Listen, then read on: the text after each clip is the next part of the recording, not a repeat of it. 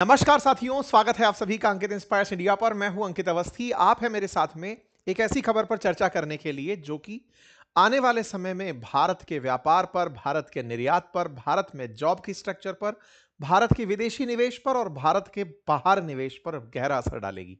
आज भारत ने European union के साथ बहुप्रतीक्षित बहुप्रतीक्षित 2005 से चर्चाएं चल रही हैं, 8 राउंड वार्ता हो चुकी हैं।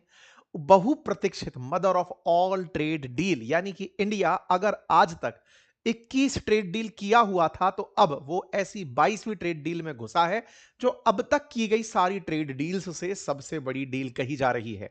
एक ऐसी ट्रेड डील जिसकी वजह से भारत और यूरोपियन यूनियन अमेरिका को बहुत आसानी से पीछे पछाड़ देंगे। यही कारण है कि अमेरिका की प्रतिक्रिया लाजमी है। ऐसे समय पर जहां एक और अमेरिका भारत से ट्रेड डील के नाम पर लगातार नेगोशिएशन किए जा रहा है, साल दर साल आगे बढ़ता जा रहा है, और इस बीच में लंबे समय से भारत और यूरोपियन यूनियन के बीच में पेंडिंग रही ट्रेड डील साइन हो जाती है। ट्रेड डील का आसानी से अर्थ यह है, क्योंकि अब आप सभी लोग टैरिफ से पूरी तरह अवगत हो ही चुके हैं, तो ऐसी डील्स जिनमें टैरिफ ना हो या ना के बराबर हो, ऐसी ट्रेड डील भारत और यूरोपियन यूनियन ने साइन कर ली है। आसान भाषा में कहें तो आपने अगर कभी मर्सिडीज, बीएमडब्ल्यू, ऑडी जैसी गाड़ियों को देश में बहुत महंगा पाया तो अक्सर सुनते हुए भी पाया होगा कि इन कंपनीज को भारत में गाड़ी बेचते समय बहुत ज्यादा टैक्स चुकाना पड़ता है। समझिए कि वो टैक्स अब ना के बराबर रह गया है। मतलब बड़ी सूचनाओं में महंगी गाड़ियां या यूरोपियन सामान भारत में अब बहुत सस्ता होने जा रहा है। इसी तरह भारत का जो सामान यूरोप में बिकने जाता था अब वो वहां बहुत सस्ता होने जा रहा है। ऐसे में भारत और यूरोपियन यूनियन जो कि 27 देशों का समूह है, दुनिया की दो बड़ी इकोनॉमीज के रूप में एक दूसरे को रिप्रेजेंट करते हैं। European Union as a combined world की सेकंड लार्जेस्ट इकोनॉमी कहलाता है और भारत दुनिया की चौथी सबसे बड़ी इकोनॉमी कहलाता है। भारत और यूरोपियन यूनियन के बीच में हुआ यह ट्रेड डील दुनिया के लगभग 25% सीधे सीधे जीडीपी को रिप्रेजेंट करेगा, साथ ही साथ दुनिया के व्यापार में 1/3 का योगदान देगा। अमेरिका के स्थान पर यूरोपियन यूनियन के साथ भारत की जो ये ट्रेड डील है, ये भारत को बहुत अच्छा निर्यात में स्थापित करेगा, विदेशी निवेश के, विदेशी धन के बड़े सोर्स के रूप में स्थापित होगा। कुल मिलाकर इसे mother of all trade deal अगर कहकर संबोधित किया जा रहा है तो यह निश्चित ही सिग्निफिकेंस रखती है। भारत ने अमेरिका के साथ बहुप्रतीक्षित ट्रेड डील को आज यूरोपियन यूनियन के साथ हुई ट्रेड डील से कॉम्पीट कर दिया है, और यही कारण है कि इन्होंने भी इसे मदर ऑफ ऑल डील्स कहा है, क्योंकि इतनी बड़ी डील इंडिया ने अभी तक नहीं की थी। स्वतंत्र भारत के इतिहास में भारत अब तक 21 ट्रेड डील कर चुका है। ये 22वीं ट्रेड डील है, लेकिन इतनी बड़ी डील हमने नहीं की। इंटरेस्टिंग होगा कि हमने इसी साल में, एक साल के दरमियान 25 और 26 के बीच में, भारत यूरोप में यूरोपियन यूनियन से, ईएफटीए से और यूके से डील कर चुका है। यानी कि अब पूरे यूरोप में भारत का सामान लगभग जीरो टैरिफ या जीरो के इक्विवेलेंट टैरिफ पर पहुंचने लगेगा। हालांकि कुछ ऐसी वस्तुएं भी हैं जिन पर अभी नेगोशिएशंस बाकी हैं, जिनमें डेयरी प्रोडक्ट्स या फिर कार्बन टैक्सेस शामिल हैं, लेकिन उन्हें छोड़ते हुए भारत और यूरोपियन यूनियन के बीच में ट्रेड डील हो गई है। मेरे प्यारे साथियों, भारत की यात्रा पर, भारत के रिपब्लिक डे पर चीफ गेस्ट के रूप में पधारी थी यूरोपियन यूनियन की हेड उर्सुला वॉन डेन, और उनके स्वागत में भारत ने रिपब्लिक डे परेड में उन्हें मुख्य अतिथि के रूप में बिठाया था। भारत के द्वारा उनका पूरा सम्मान हुआ। बाद में इस बात की घोषणा होती है। यह घोषणा आज के दिन होना बहुत मायने रखता है। कारण भारत की, जो अक्सर हम एक साथ एक्रोनिम बनाकर बात करते हैं कि 27 जनवरी के दिन 27 देशों के साथ भारत ने ट्रेड डील साइन एक ही बार में कर ली है, क्योंकि European Union as a combined 27 देशों को रिप्रेजेंट करता है, जिसमें बड़े देश जर्मनी, फ्रांस, इटली, स्पेन जैसे देश शामिल हैं, जिन्हें आप यूरोप के बड़े देश के अंदर सिग्निफाई करते हैं। ये ट्रेड डील की कुछ तस्वीरें हैं जहां पर दोनों देशों के बीच में वो तस्वीरों को दिखाया गया है। उर्सुला वॉन डेर लेयन के आपका ये ट्वीट देख सकते हैं, जिसमें वो कह रही हैं कि दुनिया की दो लार्जेस्ट डेमोक्रेसीज ने अपने साथ सिक्योरिटी और डिफेंस पार्टनरशिप भी कर ली है। यानी आने वाले समय में भारत को डिफेंस के सेक्टर में भी यूरोपियन यूनियन से बड़ी मदद मिलेगी। बड़ी मदद में जो सबसे बड़ी इंपॉर्टेंस है वो इस बात की कि भारत में मेक इन इंडिया के तहत डिफेंस इक्विपमेंट के लिए अब यूरोपियन निवेश हमें मिलने लगेगा। यूरोप की बहुत सी कंपनियां भारत में मेक इन इंडिया के तहत अपने डिफेंस इक्विपमेंट तो बनाएंगी ही, भारत में बेचेंगी भी, साथ में भारत से दुनिया के अन्य देशों में भी एक्सपोर्ट कर सकेंगी। चाइना प्लस वन की नीति फॉलो करते हुए, चाइना के स्थान पर भारत को विकल्प के रूप में देखते हुए यूरोप ने एक बड़ी डील साइन की है, जिसे इन्होंने अपनी तरफ से एक बड़ी डील करार देते हुए कहा कि यह आने वाले समय में डिफेंस इंडस्ट्री से लेकर मैरीटाइम सिक्योरिटी सबको ट्रस्टेड पार्टनर के रूप में आगे लेकर चलेगी। इसीलिए इस डील पर बड़ी चर्चाएं हो रही हैं। यह ऐसे समय पर ट्रेड डील सुर्खी बनी है जब अमेरिका ट्रेड के नाम पर ही भारत के साथ आए दिन किसी ना किसी तरह की नेगोशिएशन में जुड़ा हुआ है। चूंकि ये दुनिया की 25% जीडीपी का जिक्र रखती है, यानी एक चौथाई जीडीपी अगर इन दो देशों के व्यापार से होती है तो वो एक बड़ी खबर बननी लाजमी है। भारत के प्रधानमंत्री ने भी इस बारे में आकर घोषणा की और कहा कि हम दुनिया के एक तिहाई ग्लोबल ट्रेड को इस डील की वजह से अब आंसर कर पाएंगे। प्रधानमंत्री ने अपनी बात में इस बात को बहुत महत्व दिया कि गुड्स एंड सर्विसेज भारत और यूरोप के बीच में विश्वास को बहुत बढ़ाएंगे, जिससे करोड़ों लोगों को फायदा होगा। ग्लोबल जीडीपी में भारत डेमोक्रेसी और रूल ऑफ लॉ के प्रति अपनी जो जिम्मेदारी है उसे साथ साथ दिखाता जाएगा। भारत ऊर्जा क्षेत्र के लिए भी अवसरों की भूमि है। यह बहुत बड़ा सेंटेंस है, इसे समझिएगा। इसी पर असल मायने में अमेरिका को मिर्च लगी है। बात यह है कि यूरोपियन यूनियन भारत से बड़ी मात्रा में तेल इंपोर्ट करता है और यह फैक्ट आप लोगों को जानना चाहिए। यूरोपियन यूनियन को भारत तेल बेचता है, जबकि भारत खुद तेल का इंपोर्टर है। हमारी ऊर्जा आवश्यकता का लगभग 85% हम इंपोर्ट करते हैं और इंपोर्ट करने वाला देश यूरोप को तेल बेचता है। यह कैसे संभव है? तो ध्यान से, शब्दों का फेर है। शब्दों का फेर यह है कि भारत क्रूड ऑयल का इंपोर्टर है, यानी कि हम कच्चा तेल मंगाते हैं, उसे अपने यहां पर परिशोधन करते हैं, रिफाइन करते हैं, रिफाइन करने के बाद बने पेट्रोल, डीजल, टर्बोफ्यूल, इनको एक्सपोर्ट करते हैं। दुनिया में मैक्सिमम ऑयल शोधन का, यानी कि रिफाइन करने का, भारत कीर्तिमान जल्दी ही स्थापित कर लेगा। हम अपने यहां पर तेजी से रिफाइनरीज का जाल बिछाते जा रहे हैं और इनके लिए हमने $100 बिलियन इन्वेस्टमेंट की भी प्लानिंग की हुई है। प्रधानमंत्री ने अपने भाषण में इस बात का जिक्र करते हुए कहा कि विश्व का सबसे बड़ा तेल शोधन केंद्र भारत बन जाएगा, जो 300 मैट्रिक टन तेल शुद्ध करने लगेगा। इस बात के मायने क्या हैं, समझिएगा। भारत अगर दुनिया के किसी भी देश से क्रूड खरीद रहा है तो वो यूरोप को तेल बेच पाएगा। आपके दिमाग में एक सवाल बनेगा कि सर, यूरोप को तेल खरीदने के लिए क्या खुद के यहां रिफाइनरी लगाना चुनौतीपूर्ण लगता है? नंबर एक। नंबर दूसरा, क्या रूस को क्या यूरोप को तेल अगर शुद्ध खरीदना ही है तो वो कहीं से भी खरीद सकता है, भारत से ही क्यों? इसके पीछे के तर्क जान लीजिए। देखिए, पिछले 3-4 सालों में जब से रशिया यूक्रेन युद्ध चला है, भारत को क्रूड ऑयल बहुत सस्ता मिला है। भारत को तो सस्ता क्रूड ऑयल मिला क्योंकि रशिया के साथ भारत की तेल डील जो थी वो बहुत ही सशक्त थी। उस सस्ते तेल को हमने रिफाइन करके यूरोप को बेचा। यूरोप खुद क्यों नहीं ले पाया? क्योंकि इनको रशिया को पाबंदी लगानी थी, सैंक्शन लगाना था। इसी के चलते यूरोप ने कई बार भारत को यह कहते हुए भी पहले, मतलब पास्ट में जब अमेरिका के वो मित्र हुआ करते थे, तब ये कहा है कि भारत वॉर को फाइनेंस कर रहा है, फ्यूल कर रहा है। अगर भारत रूस से तेल ना खरीदे तो शायद पैसा रूस के पास नहीं पहुंचेगा, और रूस के पास पैसा नहीं पहुंचेगा तो वो यूक्रेन पर हमला नहीं करेगा। लेकिन चूंकि अमेरिका के कहने पर यूरोप ने रशिया पर प्रतिबंध लगाए कि हम तुमसे तेल नहीं खरीदेंगे और कहीं और से खरीदते हैं, तो इसमें कोई दिक्कत भी नहीं उनको फील हुई। हालांकि अमेरिका ने बहुत बार यह टोका है यूरोप को कि तुम इनडायरेक्टली खुद ही पर हमला फाइनेंस कर रहे हो। भारत से तेल खरीदते हो, पैसा रूस तक पहुंचता है और वो रूस तुम पर गोले गिराता है। खैर, जो भी है, यूरोपियन यूनियन इस बात को अच्छे से समझती है। वो ये समझती है कि तमाम बयानबाजियों के बीच में वास्तविकता कहीं अलग है। वास्तविकता क्यों? क्योंकि अमेरिका तो खुद इनका दुख दर्द का साया बनकर साथ आया था, लेकिन उसने नाटो के नाम पर इन्हें धमका दिया, ग्रीनलैंड छीनने की धमकी दे दी, टैरिफ से इन्हें लाद दिया। तो भले भैया, तुमसे तो मित्रता की जगह दुश्मनी अच्छी, हम दुश्मनों से सचेत रह लेंगे। अक्सर एक पंक्ति कही जाती है कि हे ईश्वर, मुझे मित्रों से बचने की शक्ति देना, दुश्मनों को मैं पहचानता हूं।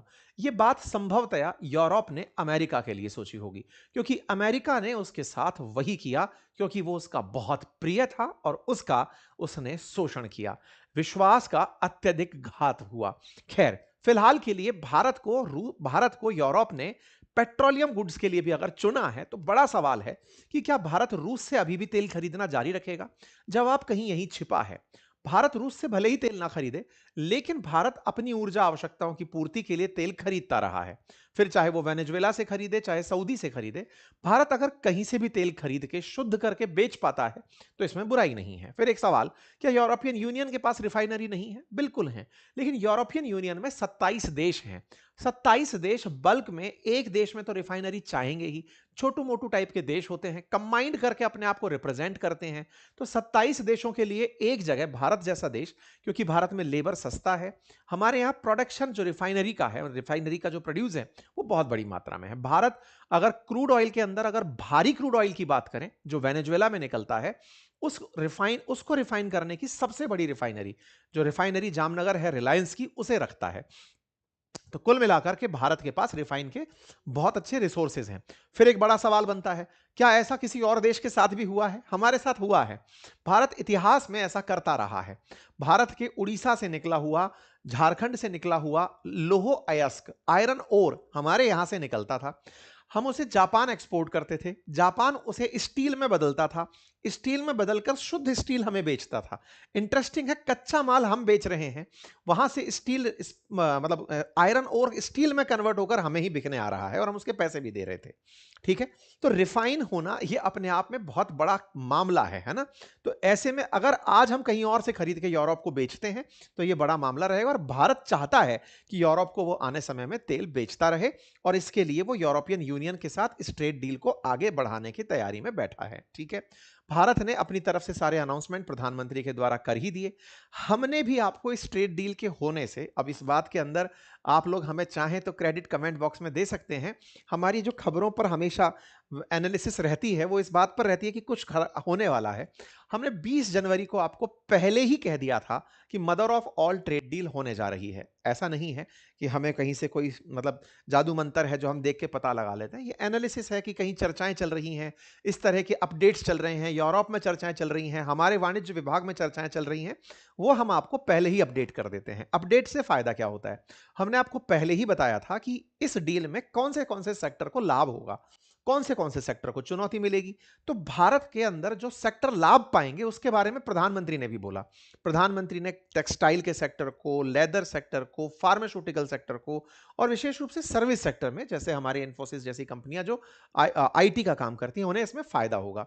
लेकिन चुनौतियां भी मिलेंगी, चुनौतियां मिलेंगी ऑटोमोबाइल को। क्यों? क्योंकि अब यहां से आगे यूरोप की जो बड़ी कार निर्माता कंपनी है वो भारत में एक्सपोर्ट कर पाएंगी। कंपटीशन मिलेगा यूरोप की शराब से भारतीय बाजार को, फर्टिलाइजर्स को, बड़ी मशीनरी के लिए जो बड़ी कंपनियां हमारे देश में काम कर रही हैं। तो एक तरह से भारत के बाजार में एक्सपोर्ट जिन क्षेत्रों में बढ़ेगा और इंपोर्ट जिन क्षेत्रों में आएगा, दोनों का फील्ड आपको पता होना चाहिए। हमने बहुत पहले ही आपको इस बारे में डिटेल एनालॉजी दी हुई थी, कैसे कैसे चीजें प्रभावित होंगी। ये इसका पूरा विकास क्रम है। विकास क्रम के अंदर ये चैनल है बातें बाजार की। अगर आप फाइनेंस से रिलेटेड जानकारी चाहते हैं, मार्केट में जो अपडेट चल रहा है उस पर अक्सर हम जानकारी देते रहते हैं। यूट्यूब पर यह चैनल है, आप चाहें तो इसे सब्सक्राइब कर सकते हैं।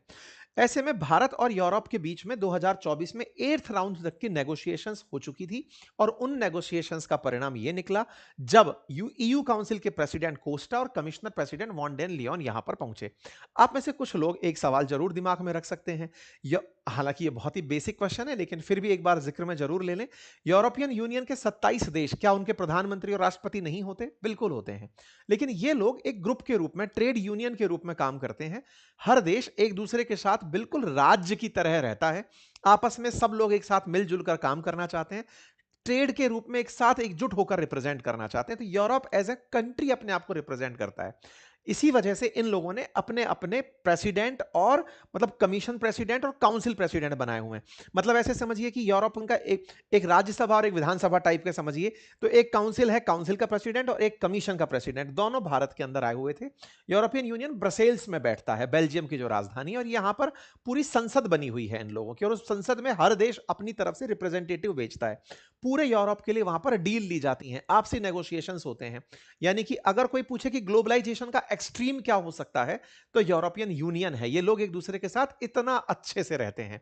इसी को देखते हुए सार्क बना था, इसी को देखते हुए नाफ्टा बना था, इसी को देखते हुए आसियान बना था। ये सब इसकी नकल करना चाहते हैं, लेकिन यूरोप ने इसे बखूबी किया है, बाकी सब लोग कहीं ना कहीं अटके हुए रह गए। खैर, अब तस्वीरों का दौर आता है जिसमें आप देख सकते हैं कि सबसे पहले इनका वेलकम होता है। उर्सुला वॉन डेन 24 जनवरी को भारत आती हैं। भारत में इनका वेलकम होता है, ग्रैंड वेलकम होता है, राष्ट्रपति भवन में इनको ले जाया जाता है। साथ में मतलब भारत के अंदर जितने भी रिप्रेजेंटेटिव्स हैं, भारत के विदेश मंत्री हैं, आपकी उनसे मुलाकात होती है। ईयू की जो एचआरपीवी हैं, उनसे भारत के विदेश मंत्री की मुलाकात होती है। तमाम तस्वीरें, और उन तस्वीरों में इनकी तरफ से यानी कि यूरोप की तरफ से अपने लिए ऑनर ऑफ लाइफ टाइम कह करके कि भाई जीवन भर का हमारे लिए बड़ा ऑनर है कि हमें इस तरह से चीफ गेस्ट रिपब्लिक डे के सेलिब्रेशन में बनाया गया। एंटोनियो कोस्टा ने भारत को धन्यवाद दिया और तस्वीरें आई। रिपब्लिक डे की परेड में भारत ने बकायदा इन्हें चीफ गेस्ट के रूप में रखा और बकायदा मतलब जो हमारी झांकियां होती हैं, जो हमारी सेना का अदम्य साहस जो कर्तव्य पथ पर कदमताल करते हुए दिखाई देता है, सेना की कलाबाजियों में दिखाई देता है, वो हमने इन्हें अपने साथ एविडेंस किया कि आप आइए और इसे देखिए। भारत के प्रधानमंत्री का इनके मतलब भारत के प्रधानमंत्री के द्वारा इनका स्वागत। और इस तस्वीर में एक ध्यान दीजिएगा, ये तस्वीर जो आप देख रहे हैं, ये यूरोप से आए हुए दो सैनिक हैं जो यूरोपियन कमीशन का झंडा लेकर के चल रहे हैं, यूनियन का झंडा लेते हुए चल रहे हैं। इस बात पर अमेरिका के एक पत्रकार ने इस बात को उठाते हुए, मतलब असल में क्या है कि ये समझिए कि पत्रकार तो यूरोप का है, लेकिन अमेरिका के लोग बहुत फॉलो करते हैं इसे, कि यूरोपियन यूनियन का फ्लैग पहली बार मिलिट्री परेड में कहीं और दिखाई दिया। यह अपने आप में एक बड़ी खबर बनकर आती है कि यूरोपियन यूनियन का फ्लैग इंडिया की मिलिट्री परेड में दिखाई देता है। यह एक दूसरे के प्रति विश्वास को दिखाता है, क्योंकि भारत ने यूरोपियन यूनियन के साथ डिफेंस पार्टनरशिप जो कर ली है। इसकी तस्वीरें बाहर आती हैं। प्रधानमंत्री मतलब राष्ट्रपति आवास पर आपकी मुलाकात होती है देश के राष्ट्रपति महामहिम से, और आप यहां पर मुलाकात की तस्वीरें साझा करते हैं। फिर अगले दिन यानी 27 जनवरी यानी कि आज सुबह बापू के समाधि स्थल पर जाकर के आप पुष्पांजलि अर्पित करते हैं। आप तस्वीरों में से देखते हैं, और उसके बाद उसी दौरान भारत के प्रधानमंत्री के द्वारा पब्लिक में यह अनाउंसमेंट कर दिया जाता है कि भारत ने और यूरोपियन यूनियन ने मिलकर के एक बहुत बड़ी डील साइन कर ली है, जिसे मदर ऑफ ऑल डील के रूप में दुनिया रिकॉग्नाइज कर रही है। तस्वीरें बाहर आती हैं कि हम लोगों के बीच में यह डील होने को 26 जनवरी को ही हो चुकी थी। आज इसका ऑफिशियल अनाउंसमेंट हुआ है। टेक्निकली ऐसा हो सकता है कि 26 जनवरी के दिन भारत में ऑलरेडी एक बड़ा इवेंट था। 26 जनवरी की रिपब्लिक डे परेड थी, और इस बीच में उस तरह की खबरें आती तो रिपब्लिक डे परेड का जो त्योहार का जो काम है, अक्सर कहते हैं ना नेशनल हॉलिडे वाले दिन अगर बात व्यापार की हो रही है, तो चलिए अगले दिन की तरह से बात निकाल दी। 27 को 27 से मिला करके एकदम प्रबलता के साथ ये सारी बातें लिख दी गई। ठीक है, यहां पर फिर एक दूसरे को धन्यवाद ज्ञापित होने के वीडियो बाहर आते हैं। इतिहास का अब तक का सबसे बड़ा इसको ट्रेड डील करार दिया जाता है, सुखद संयोग करार दिया जाता है। 27 देशों के साथ एक साथ 27 तारीख को ट्रेड डील कर दी गई। इस बात को उर्सुला वॉन डेन जो कि रिप्रेजेंट करती थी यूरोपियन यूनियन को, उन्होंने अपनी तरफ से भारत को धन्यवाद दिया। अब यूरोपियन कमीशन की भी साइट पर आप इस सारी जानकारी को देख सकते हैं। ये उनकी वेबसाइट है जहां पर इन्हें इस तरह से रिप्रेजेंट करते हुए दिखाया गया कि उन्होंने भी इसे बहुत बड़ी डील के रूप में एक्सेप्ट किया है। अच्छा, दूसरा क्या है, यूरोपियन यूनियन के साथ भारत की यह ट्रेड डील एक और रास्ते को खोलेगी जिसका नाम है आईएमसीए। भारत के साथ में मिडल ईस्ट को लेकर के आईएमईए, भारत के साथ में India middle east economic corridor, जिसकी कभी बाइडेन जिक्र किया करते थे। अब यहां पर अगर यूरोपियन यूनियन बन जाता है तो देखिए भारत के साथ ऑलरेडी यूएई के साथ भारत के बहुत अच्छे व्यापारिक संबंध हैं। यूएई के बाद में सऊदी के साथ बहुत अच्छे संबंध हैं, और सऊदी के बाद में फिर इधर जॉर्डन और इजराइल, और इसके बाद सीधा यूरोप। तो आने वाले समय में हो सकता है कि यहां पर एक ऐसा ट्रेड रूट बन जाए जो कि व्यापार को बहुत गति दे सके। अभी जो आता है सामान वो स्वेज कैनाल होते हुए निकलकर लाल सागर से होते हुए आता है ना। आने वाले समय में इस रूट को अगर ट्रेन से कनेक्ट कर दिया जाएगा तो यहां पर एक बहुत बड़ा रूट बनकर आएगा हाइफा पोर्ट होते हुए। इसका भी जिक्र यहां पर हुआ। कुल मिलाकर के भारत ने एक बड़ी डील की है जिसके फिगर्स में 25% जीडीपी को कवर करना एक बड़ी जानकारी है। अब सवाल है कौन किसको कितना माल अभी बेचता है। बात की जाए तो भारत से ईयू को 6.9 लाख करोड़ का निर्यात होता है, और ईयू से भारत को 5.5 लाख करोड़ का। तो भारत ज्यादा निर्यात करता है। इसका मतलब लगभग कितना हुआ ये 0.6 लाख करोड़ रुपए, 60,000 करोड़ के आसपास भारत ईयू से व्यापार करके कमाता है। और जब भारत व्यापार करके कमाता है और ये लंबा करियर बढ़ता चला जा रहा है, भारत जब इंडिया का जो एक्सपोर्ट है वो $77 बिलियन के अराउंड ऑलरेडी खड़ा हुआ है। ये एक्सपोर्ट बढ़ते हुए दोनों देशों के बीच का व्यापार $200 बिलियन तक जाने की बातें हो रही हैं। ऐसे में मेडिकल सर्जिकल उपकरणों पर 90% सामान टैक्स फ्री होना, खाद्य उत्पादों पर लगने वाला शुल्क घट जाना, यूरोपीय देशों की शराब पर 150% जो टैरिफ लगता था अब वो 20 से 30% रह जाएगा, बियर पर शुल्क 50% रह जाएगा, स्पिरिट पर 40% रह जाएगा। ये वो फिगर्स हैं जिससे ये पता चलता है कि दोनों देशों के बीच में कौन से सामान ऐसे हैं जो फायदे में होंगे। ठीक है, यहां पर कार और मशीनों के बारे में बात करें तो यूरोपियन कार भारत में हर साल अब 2.5 लाख बिक सकेंगी। बड़ा नंबर होता है। ऑडी, बीएमडब्ल्यू जैसी जो गाड़ियां हैं, मर्सिडीज जैसी जो गाड़ियां हैं, उनका 2.5 लाख अगर कोटा तय कर दिया गया है और उस पर इंपोर्ट ड्यूटी को धीरे धीरे घटाकर 10% तक कर दिया जाएगा, यह दर्शाता है कि अब वो गाड़ियां भारत में बहुत सस्ते दामों पर मिलने लगेंगी। इतना सस्ते कि वो भारत की जो ब्रांड ऑलरेडी सर्वाइव कर रही हैं उनको कॉम्पीट करेंगी, क्योंकि ऑलरेडी वो एक प्रेस्टीज कैरी करके चलती हैं, ब्रांड वैल्यू कैरी करके चलती हैं। मशीनरी पर लगने वाला 44% तक का टैक्स और रसायनों पर लगने वाला 22% टैक्स लगभग खत्म हो जाएगा। और तो और जो फाइटर जेट्स हैं या फिर अंतरिक्ष से जुड़े हुए जो सामान है उन पर भी टैरिफ को घटा दिया जाएगा, तो एविएशन सेक्टर में बहुत फायदा होगा। भारत चूंकि दुनिया का तीसरा बड़ा कार मार्केट है और ऐसे में विदेशी कंपनियों का भारत के अंदर 4% तक योगदान है, ऐसे में टैक्स घटने पर अब विदेशी कंपनियों की गाड़ियां भारत में ज्यादा बिकने लगेंगी, जिससे भारत में बाजार कॉम्पिटिटिव हो जाएगा। साथ ही साथ भारत के कपड़े, जैम्स, ज्वेलरी, फुटवियर, चमड़ा, हस्तशिल्प, इन सेक्टर्स को भी अब बड़ा फायदा होगा, क्योंकि इनके प्रोडक्ट्स अब यूरोपियन बाजार में लगभग जीरो टैरिफ के ऊपर बिक पाएंगे, क्योंकि ये फ्री ट्रेड एग्रीमेंट की तरह है। यहां पर डायरेक्ट एंट्री होगी 2 ट्रिलियन इंडस्ट्रियल मार्केट के अंदर, प्रेफरेंशियल एक्सेस होगा इंडियन इंजीनियरिंग गुड्स का बाजार के अंदर। इंडियन इनोवेशन को किस तरह से फायदा मिलेगा? भारत $300 बिलियन का एक्सपोर्ट टारगेट कर रहा है 2030 तक। परिणाम निकलेगा कि भारत का जो एमएसएमई सेक्टर है वो बहुत तेजी से महाराष्ट्र, कर्नाटका, आंध्र प्रदेश, गुजरात, तमिलनाडु जैसे राज्यों में बहुत ग्रो करने लगेगा। जहां तक बात हो जेम्स एंड ज्वेलरी की, 100% ड्यूटी फ्री एक्सेस मिला है जेम्स एंड ज्वेलरी को। हाल ही में अगर आपको पता हो तो अमेरिका में हम बहुत ज्यादा जेम्स एंड ज्वेलरी एक्सपोर्ट करते थे। टैरिफ के चलते भारत का जैसे सूरत जैसे जो बड़े हब हैं इन्हें बड़ा नुकसान होने लगा था, लेकिन अब यहां से ड्यूटी फ्री एक्सेस यूरोप में होने लगेगा, तो ये बड़ा बाजार भारत के लिए खुलकर आएगा, जिससे $79 बिलियन के प्रीमियम मार्केट के अंदर भारत की एंट्री हो पाएगी। ये बड़ा इंपैक्ट क्रिएट करेगा। टेक्सटाइल और अपैरल के अंदर बात करें तो जीरो ड्यूटी हो जाएगी 100% लाइंस पर, और मतलब इस तरीके से, और जिससे डायरेक्ट एक्सेस होगा $263 बिलियन के ईयू के टेक्सटाइल मार्केट के अंदर। साथ ही साथ अगर लेदर फुटवियर की बात करें तो 17% से 0% कर दिया गया है। ऐसे में भारत $100 बिलियन का जो ईयू का लेदर मार्केट है उसमें एंट्री कर जाएगा। मतलब एक प्रकार से भारत निश्चित ही बहुत सारे अनटैप्ड एरियाज को अब टैप कर पाएगा। और सबसे बड़ी बात है, भारत के लेबर इंटेंसिव जो क्षेत्र हैं जैसे टेक्सटाइल, फुटवियर, इनमें रोजगार की अपार संभावनाएं, चाहे जेम्स एंड ज्वेलरी, इनमें रोजगार की संभावनाएं यूरोपियन कंटेक्स्ट में बढ़ने लगेंगी। इसी के साथ साथ एक डेलीगेशन ने रक्षा मंत्री से भी मुलाकात की, और रक्षा मंत्री से मुलाकात के बाद में ये जो बात कॉमन चर्चाएं निकल कर आई कि डिफेंस डील भारत और यूरोपियन यूनियन को एक दूसरे के नजदीक लेकर आएगा, और जिससे 2024 में भारत ने 1.5 लाख करोड़ रुपए का डिफेंस प्रोडक्शन किया था और 25,000 करोड़ का हमने एक्सपोर्ट किया था। तो आने वाले समय में ईयू के साथ में हमारी डिफेंस डील होने के चलते यूरोपियन यूनियन से बहुत सारी कंपनी देश में आकर के पैसा लगा सकेंगी। एफडीआई भारत के अंदर आसानी से आ पाएगा। चुनौतियां भी हैं, लेकिन चुनौतियां क्या हैं? जो टैक्स कम हुआ है उससे हमारी घरेलू कंपनियों को विदेशी कंपनियों के साथ चुनौती मिलेगी। दूसरा, भारत के प्रोडक्ट्स अगर यूरोप में बिकने जाते हैं तो यूरोप के ना पर्यावरण को लेकर बहुत सख्त नियम है।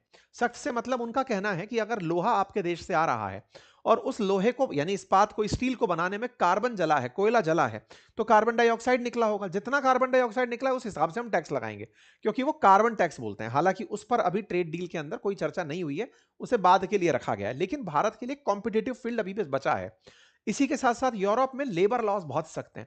अगर किसी काम के अंदर चाइल्ड लेबर का केवल शिकायत कर दिया, किसी फर्जी एनजीओ ने घुस करके कह दिया साहब आपके तो इस माल में लेबर लॉ लगा है, मतलब चाइल्ड लेबर लगा है, वो एक्सपोर्ट को रोक देते हैं, मतलब इंपोर्ट को रोक देते हैं कि नहीं चाहिए सामान। नियमों को लेकर उनके यहाँ बहुत सख्ती है। जैसे भारत के अंदर जिस तरह से जेनरिक दवाओं का बाजार है, भारत के अंदर दवाओं की फॉर्मूले को जेनरिक तरीके से प्रोड्यूस करके सस्ती दवाएं बचती हैं।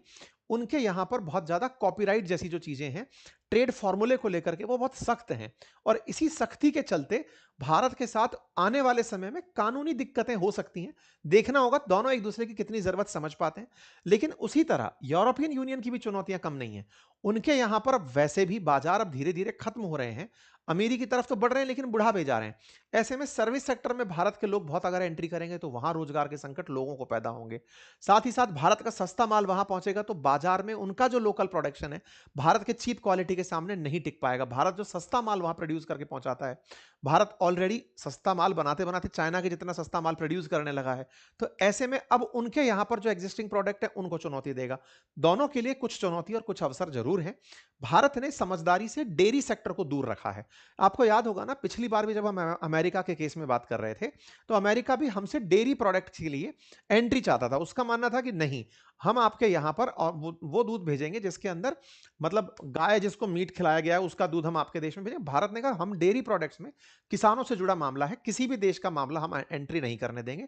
एफटीए से अक्सर हम एग्रीकल्चरल चीजों को दूर रखते हैं कि भाई सस्ता माल बना के हमारे देश के किसानों के साथ चुनौती मत करना। इस बार भी यही हुआ, हमने डेयरी सेक्टर को एफटीए से दूर रखा है। कुल मिलाकर अमेरिका को यहां से एक संदेश दे दिया है कि जब तुमसे नहीं किया था तो किसी और से भी नहीं किया, उनसे नहीं किया तो तुमसे भी नहीं करेंगे। अब तुमको ट्रेड डील करनी है या करनी है, नहीं करना है तो मत करो, ठीक है साहब।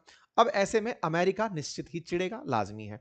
भारत जिस समय ट्रेड डील कर रहा था वहां के वाणिज्य मिनिस्टर जो हैं या कॉमर्स मिनिस्टर हैं वो बोलना शुरू करते हैं कि देखिए कैसा हो रहा है, हमने तो यूरोप के लिए इंडिया पर टैरिफ लगाए थे कि तुम्हारे लिए देखो, यूरोप क्या बोलते हैं, इंडिया रशिया से तेल खरीदता है, तुमको सस्ता तेल बेच देता है, तुम लोग उसके साथ टैरिफ क्यों नहीं लगाते हो? हम तो टैरिफ लगाए थे, ये जाके ट्रेड डील कर लिए।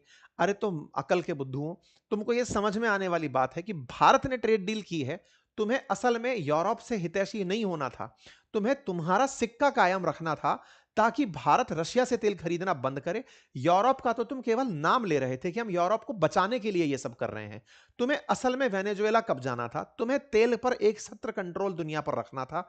तुम्हें चाहिए था कि यूरोप तुम्हारे लिए केवल बाजार रहे और एक ऐसा संगठित बाजार रहे कि वो ना रशिया जाए, ना चाइना जाए, ना इंडिया जाए, वो केवल अमेरिका की तरफ देखें। लेकिन तुम्हारी अति महत्वाकांक्षा ने जब ग्रीनलैंड पर नजर डाली तो यूरोप सतर्क हो गया और यूरोप का सतर्क होना अब तुम्हें अखर रहा है। यूरोप इसीलिए तुमसे अलग होकर के निकल गया।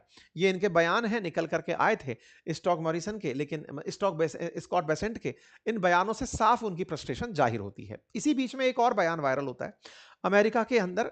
ट्रंप की ही पार्टी से एक सीनेटर है जिनका नाम टेड क्रूज है, उनका मतलब बयान आता है कि एक ऑडियो वायरल हो रहा है अमेरिका में जिसमें यह पता चलता है कि ट्रंप से यह कहा गया था कि अगर आप इंडियन गुड्स पर इतना टैरिफ लगाएंगे तो आपके यहां सामान बहुत महंगे हो जाएंगे। और अमेरिका में सामान महंगे होने का मतलब है कि वहां पर मिड टर्म इलेक्शन अभी नवंबर 26 में होंगे जिसके माध्यम से वहां के सांसद यानी सीनेटर्स के चुनाव होते हैं।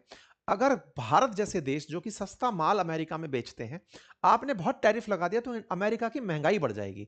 अमेरिका की महंगाई बढ़ी तो रिपब्लिकन्स चुनाव में जीत नहीं पाएंगे और जब जीत नहीं पाएंगे तो अपोजिशन के यानी कि बाइडेन वाली पार्टी के डेमोक्रेट्स जो हैं वो बड़ी मात्रा में सीनेट में आ जाएंगे और अगर वो आ गए तो तुम पर आए दिन महाभियोग लगाएंगे, तुम काम नहीं कर पाओगे। तो टेड क्रूज को एक बार भगा दिया था ट्रंप ने अपनी समिति में से कि तुम बकवास कर रहे हो, निकलो यहां से। लेकिन उसी मीटिंग के अंदर का एक बयान वायरल होता है जिसमें पता चलता है कि इसमें असल दिक्कत जेडी वैंस कर रहा है। जेडी वैंस चाहता ही नहीं है कि भारत के साथ ट्रेड डील हो। ये क्या कहानी है समझ नहीं आ रहा है। पहलगाम के समय पर ट्रेड वो यहीं बैठा हुआ था, हो सकता है कि उसका भारत ने कहना ना माना हो, उसका वो मुंह फुलाया बैठा हो। अब पता नहीं क्या कहानी चल रही है, नाराज हो ही जाते हैं लोग बाग, है ना। तो ऐसे में पता नहीं क्या कहानी है, बट हाँ इसका एक बयान फिलहाल के लिए निकल रहा है। पर जो भी है, किसी व्यक्ति की निजी नाराजगी से दुनिया के व्यापार अगर प्रभावित होने लगे तो ये पॉलिटिकल इमेच्योरिटी होगी, जियोपॉलिटिकल इमेच्योरिटी होगी। खैर, ट्रंप के साथ भारत के ट्रेड डील होंगे या नहीं, लेकिन इस बीच में हमने ये ट्रेड डील तो कर ली है। अमेरिका के साथ नेगोशिएशन चल रहे हैं। तस्वीर परसों की है, अमेरिका का एक कांग्रेसनल डेलीगेशन इंडिया आकर के हमारे विदेश मंत्री से मुलाकात करके गया है। मुलाकात की तस्वीरें बाहर आती हैं, उम्मीद की जाती है कि ट्रेड डील हो जाएगी। हालांकि अमेरिका से ट्रेड डील ना होने का भारत को नुकसान जरूर हो रहा है। भारत के एक्सपोर्ट्स घट रहे हैं, 56,000 करोड़ का अक्टूबर में हमारा जो एक्सपोर्ट है वो रह गया है और माना जा रहा है कि भारत को अमेरिका से एक्सपोर्ट कम होने पर, क्योंकि ट्रेड डील में टैरिफ का बड़ा योगदान है, 50% टैरिफ लगा है, तो ऐसे में हमारे एक्सपोर्ट बाधित हो रहे हैं। उम्मीद की जाती है कि यूरोपियन यूनियन से हुई ट्रेड डील अमेरिका को कंपनसेट कर पाएगी, लेकिन भारतीय निर्यातकों को नया बाजार तलाशने में समय तो लगेगा। तो 2026 थोड़ा तंग रह सकता है, क्योंकि कहीं ना कहीं अमेरिका के साथ जब तक ट्रेड डील नहीं होती है तब तक भारत को यूरोपियन यूनियन के बाजार बनाने में समय लगेंगे, है ना। फिलहाल के लिए इतना ही। बाकी आप लोग इस विषय पर क्या सोचते हैं जरूर बताएं। देखते हैं कि कल बाजार कैसा रहता है, उम्मीद है सबको है। बाजार में जो भी रेस्पॉन्सेज आएंगे आप सभी को बताएंगे। मैं फिर से एक बार बता दूं, आप सबने जो हमारी इस पुस्तक को इतना प्यार दिया, जिन लोगों ने, जिन मित्रों ने अपनी मैपिंग की इस पुस्तक को अपने पास मंगाया ऑर्डर किया फर्स्ट डे में ही हमारे पास जो ऑर्डर थे वो आउट ऑफ स्टॉक हो गए थे, इसलिए आपकी डिलीवरी में थोड़ा समय लग रहा है इस पुस्तक की में। अगर आप में से कोई भी साथी आज भी ऑर्डर करते हैं, हम 7 दिन में आप तक पहुंचाने का प्रयास करेंगे, ठीक है? कृपया करके कॉल सेंटर्स पर कॉल करके आप परेशान ना हो। हम ऑलरेडी आपके ऑर्डर्स के साथ अवगत हैं और हम आप तक उसे पूरी तरह ज़िम्मेदारी के साथ पहुंचाने में लगे हुए हैं। थैंक यू सो मच, अपना ख्याल रखें।